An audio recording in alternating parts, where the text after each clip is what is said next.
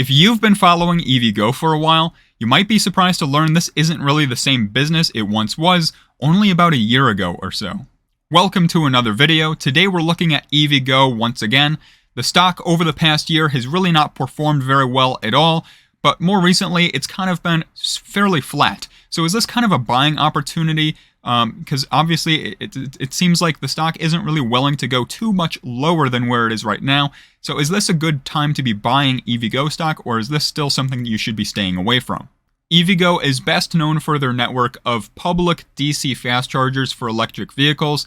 These are chargers that EVgo is owning themselves, and they're generating revenue from these chargers from selling the electricity to the drivers. So EVgo is purchasing that electricity from utilities typically, and then they're selling it at a slight premium to those EV drivers, and that's where EVgo is generating revenue from all of those public DC fast chargers that are out there. If we look at EVgo's most recent financial statements from their Q2 earnings report this year, you'll see their revenues were at $50.5 million, whereas in 2022, those were just over $9 million. So they've pretty much 5x'd their revenue over the past 12 months. Again, this is just for the second quarter. This is not the full year. This is just 3 months. So it's really quite impressive what EVgo has managed to do here to raise their revenues in such a short amount of time. Now, you'll also notice a rapid increase in their cost of sales, but even still, their revenue growth still managed to grow faster than the cost of sales. So their overall gross margins still managed to improve, even though their revenues pretty much 5x'd over this past year.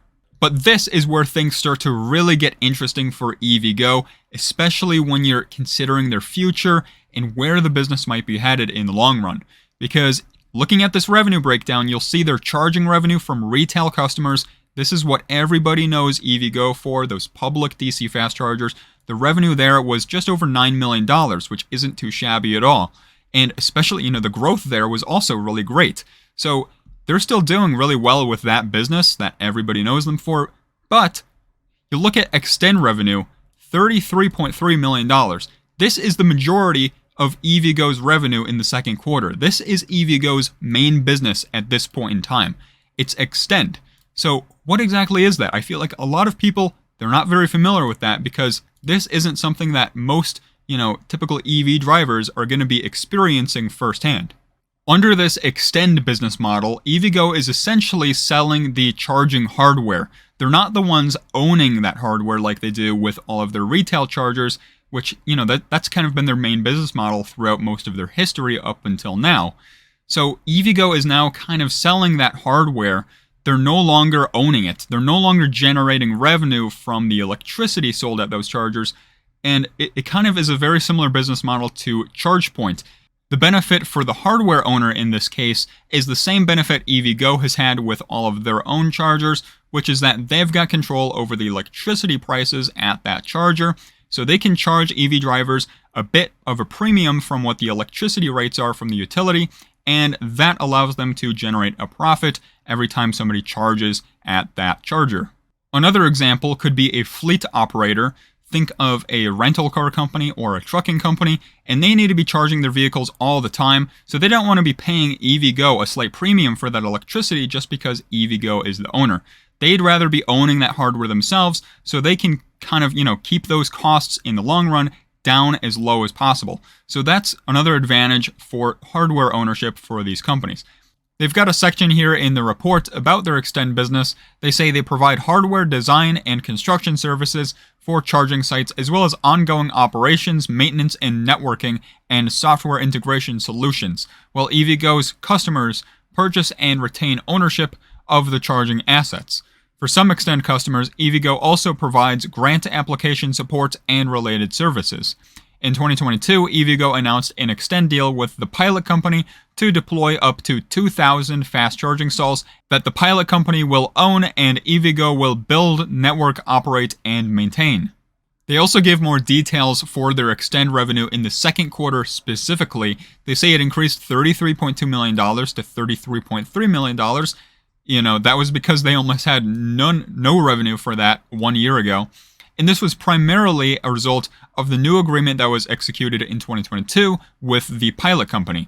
So on one hand, it is impressive that most of this revenue came from this one partnership with Pilot, but on the other hand, that's kind of the biggest disadvantage here, is that once EVgo has finished building out these chargers for Pilot, they're no longer going to be collecting $33 million in one quarter. This is just a one-time payment that's being made to EVgo.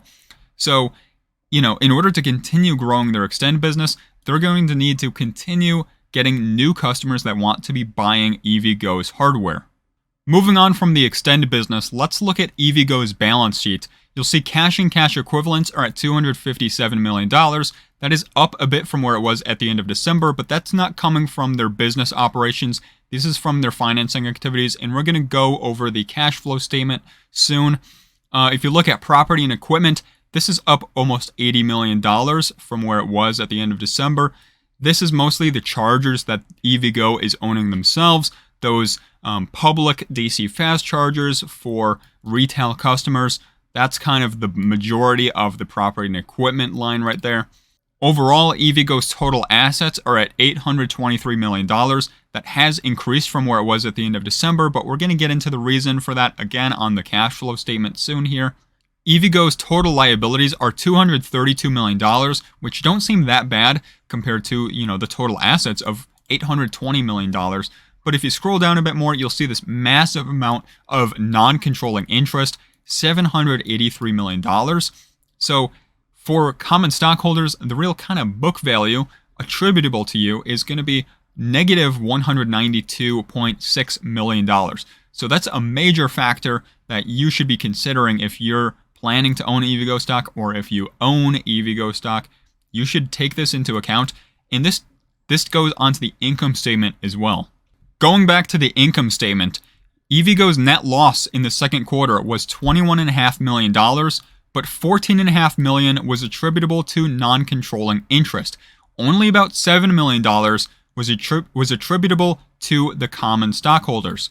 So in the future, if EVgo ends up becoming a really profitable business and they've got a big net income here on the income statement, then the majority of it will be going towards non-controlling interest, and the rest of it ends up going to the common stockholders.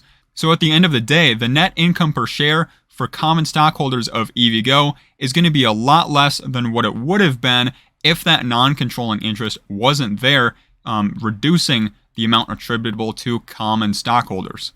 Moving on to the cash flow statement, this is for the 6 months ended June 30th, so this is also including the first quarter. You'll see some of the biggest adjustments they made here was for depreciation, amortization, and accretion, $23.2 million. Then there's share-based compensation, almost $15 million. Changes in accounts receivable was $11.4 million, and changes in deferred revenue was almost $19 million.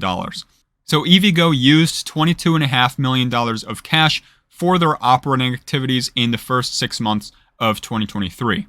Then there's cash flows from investing activities. Almost all of it was from the purchases of property, equipment, and software. Again, this is mostly just the chargers that EVgo is building out for their own network. Then there's cash flows from financing activities, and this is where the majority of that extra cash on the balance sheet came from. Issuance of Class A common stock under the equity offering provided EVgo with $128 million. So basically that means they're diluting their shares and raising money that way.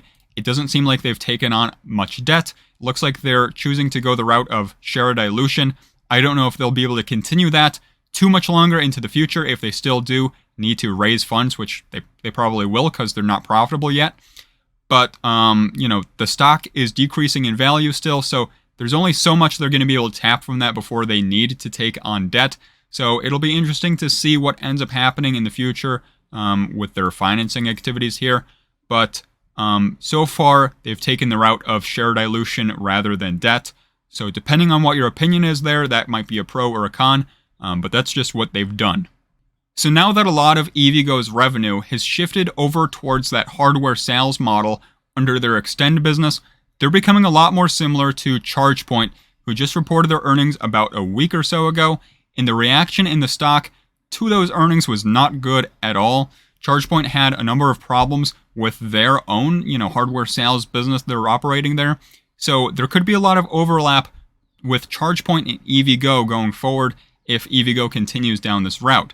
So I made a whole video on ChargePoint's earnings. I definitely encourage you to check that video out, and I'll see all of you in the next video.